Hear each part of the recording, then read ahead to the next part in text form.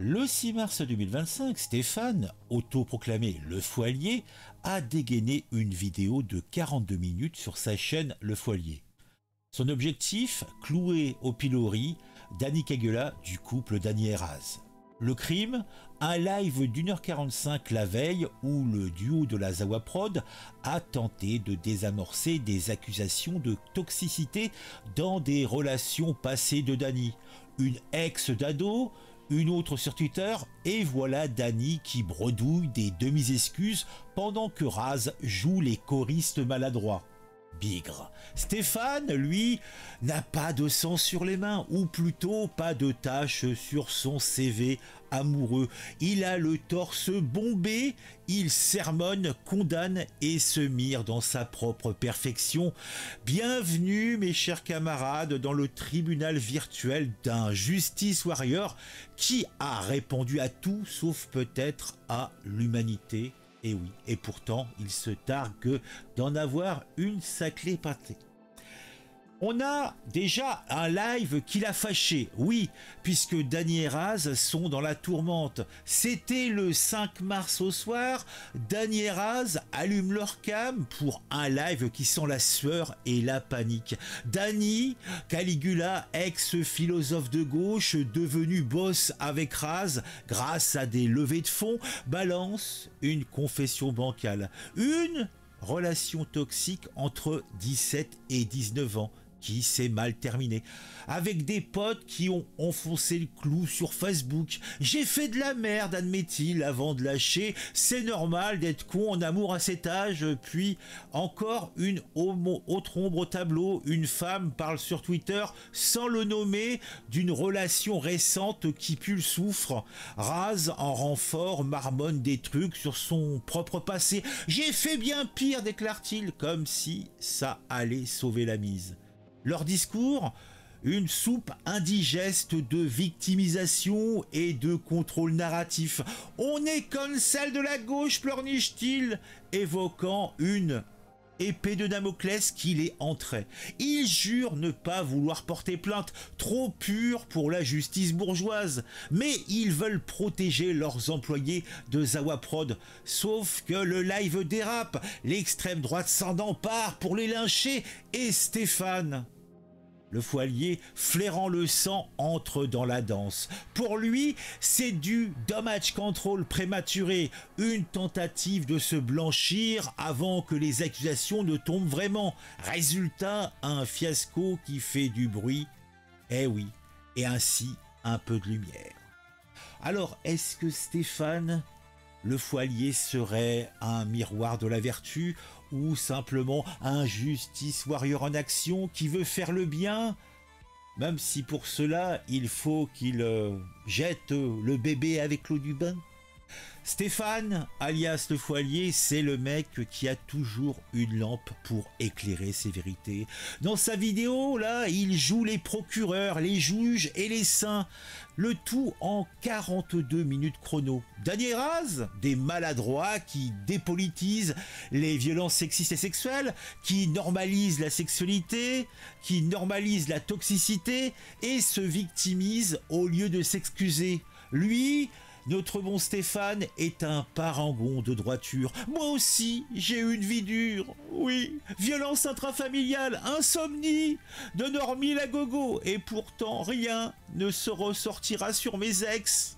En tout cas, il le fanfaronne, comme si il avait gagné un Oscar de la vertu.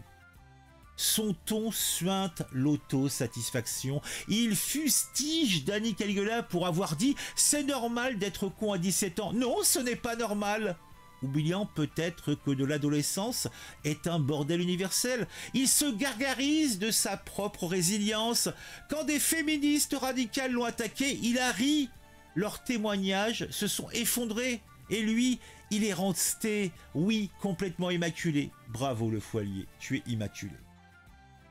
Dany, lui, est un pécheur sans rédemption, pas d'excuses sincères, pas de hauteur politique, juste un mec qui geint sur son épée de Damoclès. Stéphane, lui, c'est le Justice Warrior ultime, il ne pardonne pas, il condamne et il adore le son de sa propre voix. Mais il est question dans cette histoire de toxicité. Alors, essayons de passer ça sous la loupe. Alors, qu'est-ce que l'on sait, qu'est-ce qu'on devine dans ces 42 minutes? Alors, de quoi parle-t-on? Dany avoue une relation toxique d'ado. Alors, cris, engueulades, potes qui pourrissent l'ex sur Facebook. Les torts étaient partagés, dit-il. Mais Stéphane hurle au scandale. Les victimes, ou plutôt la victime, c'est elle, pas toi. Puis il y a ce témoignage Twitter récent, flou, pas de nom, pas de détails, juste une vibe qui sent mauvais. Dany reconnaît des trucs, mais reste très très vague. Stéphane, le foilier, parle de continuum des VSS. Qu'est-ce que ça veut dire? Je ne sais pas. Peut-être le contrôle, les ruptures difficiles, mais sans preuve concrète, c'est du pur vent moralisateur que nous sort le foilier. Le hic, c'est le flou. Pas de violence physique, pas de viol, juste cette toxicité. Un mot valise qui peut tout dire ou rien. Denis Caligula minimise. Je suis un mec comme les autres. Stéphane s'étrangle. Non, t'es pas comme les autres. T'as fait du mal. Mais qui décide? Le foilier veut des excuses sincères et des victimes apaisées, mais sans savoir ce qui s'est vraiment passé. Il tire dans le brouillard. Ça sent plus le règlement de compte perso que l'analyse froide. Dany, star de la gauche, doit tomber et Stéphane tient la hache. Mais au final, est-ce que si Stéphane, le foilier se trompait? Oui, si le foilier voyait des démons là où il n'y a que des humains. Dany, ado largué, fait des conneries comme la moitié des teenagers en couple. Ses potes jouent les cons sur Facebook, c'est un classique. 10 ans plus tard, harcelé en ligne, patron sous pression, il craque et parle. Pas bien, pas propre, mais humain. Stéphane, lui, veut un saint ou un monstre, rien entre les deux. Et si Dany n'était pas un bourreau, juste un mec qui a merdé sans mesurer les dégâts. Raz, son condisciple, dit c'est typique. Peut-être qu'il a raison. Pas glorieux, mais pas rare. Le Justice Warrior exige des excuses parfaites. Mais qui va rédiger ces excuses? Dany Caligula n'a pas le script. Il bafouille, se victimise et ça l'énerve. Pourtant, Stéphane, avec son donneur 1000 et sa vie pas évidente, pourrait comprendre que tout le monde ne sort pas indemne de ses galères. Et si le vrai problème, c'était ce tribunal YouTube où le foilier joue les dieux pendant que Dany rame dans sa propre merde.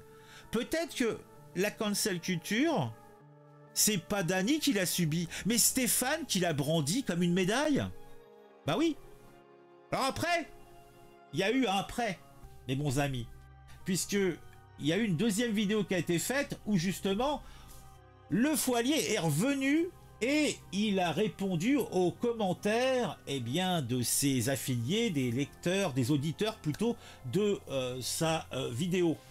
D'ailleurs, je vous ai mis sur l'écran quelques morceaux choisis dans les derniers commentaires à sa vidéo, et il y en avait certains qui me semblaient assez intéressantes pour que je vous les rapporte.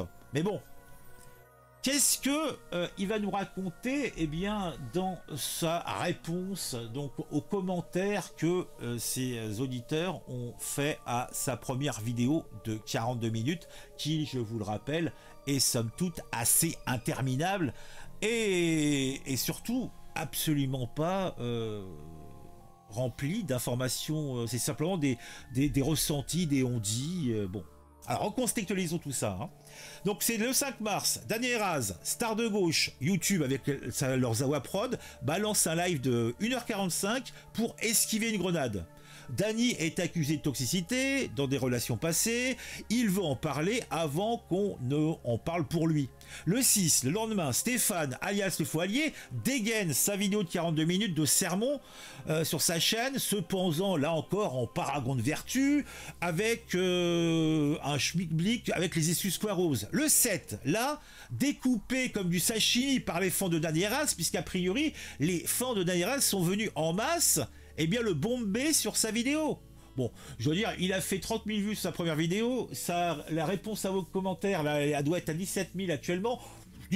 D'un point de vue visibilité, c'est plutôt pas mal. Moi, je dis banco, un petit drama, ça marche toujours. Mais bon, les il nous dit que les fans d'Aniras sont venus pour le découper en sashimi et il revient cette fois-ci avec cette vidéo de 16 minutes de réponse. La mauvaise foi en bandoulière, bien sûr, pour enfoncer le clou, puisque le foilier, semble-t-il, aime user et abuser de la mauvaise foi. Alors, on est entre deux individus, entre un Danny Caligula maladroit et un Stéphane autosatisfait.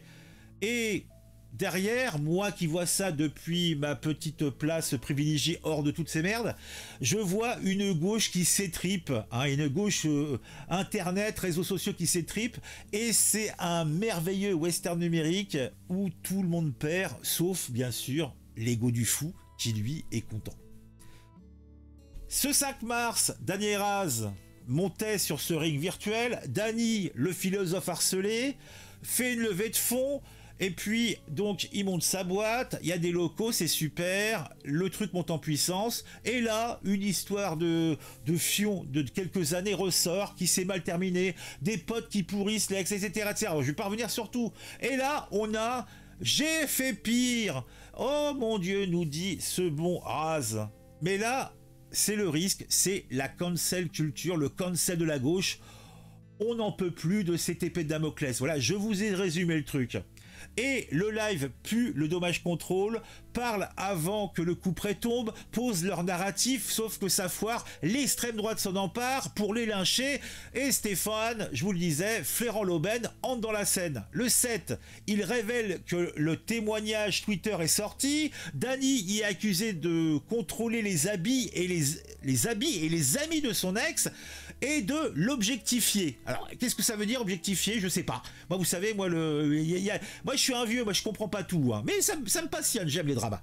Les fans, donc, je vous le disais, les fans donc du foilier, les fans de Danny Heraz, s'enflamment. Stéphane va recevoir une avalanche de commentaires agressifs. J'ai regardé les commentaires, franchement, globalement, c'est plutôt gentillet, hein. Donc, de là à dire qu'il s'est fait découper comme du sashimi, faut pas déconner. Mais bon, ah, il a une sensibilité, hein, ça c'est la sensibilité de gauche, qu'est-ce que tu veux, hein. En tout cas, il dit que tout cela prouve que le duo reste une force hégémonique à gauche, même sous le feu. Alors, est-ce que il veut péter cette force hégémonique? Qu'est-ce qu'il a contre ces Danny Heraz? Pourtant, je croyais qu'ils c'était des alliés à lui, je sais pas. Bon, on reprend tout. Oui, j'aime bien. Moi aussi, je peux faire une vidéo à rallonge, hein. Alors, on a le foilier, le roi du sermon, dans l'autosatisfaction, la justice warrior, et tout ça en 2 actes. Donc Stéphane, lumière allumée, parce qu'il aime être devant sa webcam et jouer sérieux, donc il est là en juge suprême. Danny Heraz, pour lui, ce sont des manipulateurs qui dépolitisent les VSS, qui se victimisent au lieu de s'excuser. Lui est un saint sous de normes. J'ai subi de la violence intrafamiliale et pourtant rien sur mes ex. Il fustige Danny pour son « c'est normal à 17 ans ». Non, c'est pas normal. Et se vante ses propres attaques par des féministes radicales. Pulvérisé, il est resté immaculé. Oui, il se vante d'avoir réussi à passer à travers des attaques de féministes radicales. Bah oui, qu'est-ce que tu veux. Et il est resté immaculé. Bon, ça, c'est celui qui le dit. Moi, je trouve que son auréole est plutôt mazouté, mais c'est moi qui le pense. Il exige, en plus, notre bon foilier, des excuses sincères qu'il y ait une hauteur politique et cloue Danny au pilori. Alors que, somme toute, ce n'est qu'une histoire de cul, une histoire de couple, une histoire qui n'aurait pas du tout dû venir sur la table. Mais bon. Et à l'acte 2, donc le 7 mars, sa vidéo réponse, découpée par les fans, Stéphane revient, il est vexé, il est drapé dans sa toge de Justice Warrior. J'ai jamais vu autant de commentaires négatifs, gentils. Crois-moi, t'as pas de mémoire, mon bon foilier. Tu t'en es pris beaucoup plus dans la gueule il y a quelques temps déjà. Modérant une dizaine d'insultes. Alors il aurait fait disparaître les insultes les plus hardcore, d'accord.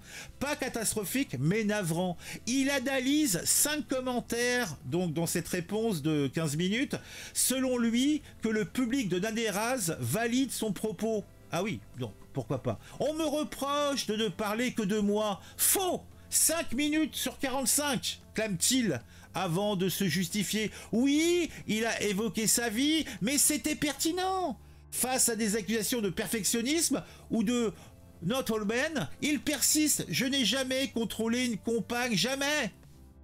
Bon, soyons clairs, sa mauvaise foi crève l'écran. Il dodge les nuances, accuse les fans d'aveuglement. Il insinue même que leur agressivité reflète l'éducation toxique de Danny Raz. Mon Dieu. Stéphane, c'est le mec qui se mire dans son propre éclat. Oui, son propre éclat. Il est beau, hein, un justice warrior qui ne pardonne pas, qui ne pardonne rien. Un sermonneur qui adore sa voix. Il admet certes des défauts.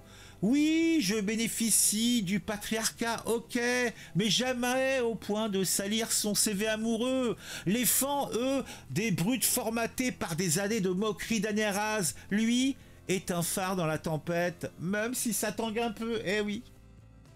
Mais bon. Qu'est-ce qu'on sait des faits? Je reviens là-dessus. C'est important, je me répète. Mais Danny avoue une relation ado-toxique, avec des engueulades, des potes qui harcèlent. Les torts seraient partagés. Mais Stéphane hurle, la victime c'est elle. Le 7, donc dans sa réaction, il va encore plus loin. Le témoignage Twitter, tout frais, peint Danny en mec contrôlant, que ses ex peuvent voir comment elle s'habille, en objectifiant. Bon, par contre, pas de violence physique, mais un violentomètre. Alors c'est quoi le violentomètre? Alors quand il n'y a pas de violence physique, on invente un violentomètre. Donc il y a même quand le gars ou la gonzesse se fout de passer la gueule à coups de poing, alors oui, simplement il a parlé un peu fort. Ah, ça c'est 2 points dans le violentomètre. Non mais je te jure. Donc pour Stéphane, le violentomètre serait au rouge. Danny, dans son live, reste flou, bredouille. Je suis un mec comme les autres. Et Raz empire tout avec ses dingueries perso. Ah, le Raz, je vous en parlerai de ces dingueries. Je vous ferai un point là-dessus. J'ai quelques bricoles là-dessus, c'est assez rigolo. Stéphane s'indigne. Tous les hommes ne font pas ça. Il rejette le c'est typique de Danny comme une excuse minable. Mais le public a acheté ou a fait semblant d'acheter. Le Foilier va insister, ce n'est pas juste un dérapage d'ado, c'est un pattern, vu la répétition récente. Pourtant, réellement, le flou persiste. Sans détails précis, on navigue entre oui-dire et mea culpa bancal. Danny Caligula voulait désamorcer, il a allumé un feu que Stéphane, le Foilier, attise avec les fans en pompier pyromane. Et ça fait bien plaisir. Mais bon. Maintenant, soyons clairs. On va conclure puisque tout cela commence à me saouler. J'aime les dramas, mais il faut pas que ça dure trop longtemps. Et si Danny n'était qu'un symptôme, un mec abîmé par le harcèlement, un patron sous pression, qui dérape, qui patauge, ses excuses sont nulles, ok. Mais Stéphane, avec sa croisade auto-satisfaite, il aide pas. Il veut des victimes apaisées et des regrets parfaits. Mais dans ce bordel YouTube, X et autres réseaux sociaux qui décident, les fans d'Danny Raz sont agressifs peut-être aveuglés, mais cela prouve qu'une chose, la gauche en ligne est une machine à broyer ses propres héros. Danny Caligula, Raz 404, hégémonique hier, titube aujourd'hui. Stéphane, le Foilier puriste, risque lui aussi de finir seul sur son piédestal de la droiture morale. Et si c'était humain, pourquoi faire de ces gens des monstres? Danny ado fait des conneries, comme beaucoup. Danny adulte récidive, moins banal, plus grave peut-être, mais on s'en fout. Mais pour Stéphane, le chevalier blanc, lui, il va transformer un mea culpa maladroit en un procès stalinien. Résultat, et je me marre, une gauche fracturée, où les uns pleurent leur cancel et les autres brandissent leur vertu comme une arme. Si ça continue, la Zawa Prod va s'effondrer, Danny va disparaître une fois de plus dans le noir, avant de revenir triomphant bien sûr, et Stéphane, donc le Foilier, va continuer à prêcher dans le vide pendant que l'extrême droite rigole en fond, puisque, soyons clairs, ils ont de bonnes raisons de rigoler. Bon, ils ont leur propre valise, mais c'est un autre problème. Donc, je pense que j'ai fait le tour, j'ai quand même réussi à faire 20 minutes avec ça. Les plus courageux qui ont réussi à me suivre, bah bravo à vous. Hein. c'est pas très intéressant, mais moi, je m'étais arrêté, j'avais arrêté de me taper dans le drama parce que bon, c'était pas, on allait nulle part. Mais c'est vrai que ça me manquait un peu, donc j'ai décidé que je vais me remettre là-dedans. Hein. Peut-être avec une analyse, plus d'analyse, moins de réactions floues. Puisque les gens, il y a d'autres gens qui le font beaucoup mieux que moi, donc autant me contenter de donner mon avis hein, pour ce qui vaut, pas grand chose à vrai dire. Moi, à titre personnel, je n'aime pas du tout le Foilier. Hein. J'aime bien Dany Arras, ils sont insupportables. Ils me rendent ouf, tous leurs propos, leur orientation politique, etc. me rendent dingue. Je me dis, mais c'est quoi ces tarés mais en même temps, je trouve qu'ils ont un talent de dingue aussi. Et je trouve que c'est une super réussite ce qu'ils ont fait. Je trouve ça très bien qu'ils aient leur propre média. En fait, réellement, moi, j'ai beaucoup d'admiration pour leur travail. Même si humainement ils sont problématiques pour moi, mais pas pour les mêmes raisons que peut avoir Stéphane, donc le faux allié, concernant ces gens. Voilà. Bon, allez, on coupe, on se retrouve très vite. Est-ce qu'on met une petite... Ah, n'oubliez pas de vous abonner, hein, mes bons camarades. Est-ce qu'on met une petite promo? Non. Allez, on coupe comme ça, on est des sauvages. Allez, ciao.